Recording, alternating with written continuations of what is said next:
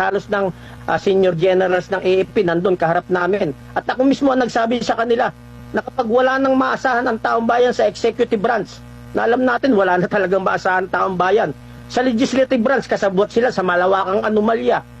Ang judiciary natin, wait and see. Ang nakakatakot, karamihan rin sa kanila nababayaran. At sinabi rin natin na hindi man lahat, pero karamihan sa mga active, baka yung iba tumanggap na rin ng suhol. So, saan patatakbo ang taong bayan?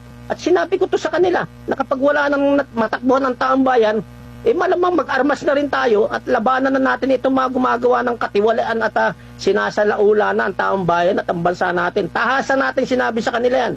At sumagot si General Browner na wag naman Kap at baka sausawan tayo ng ISIS. Sinagot ko rin siya. Sabi ko, General, buti alam mo. Kasi wala na tayo mapunta. Saan pa tayo pupunta?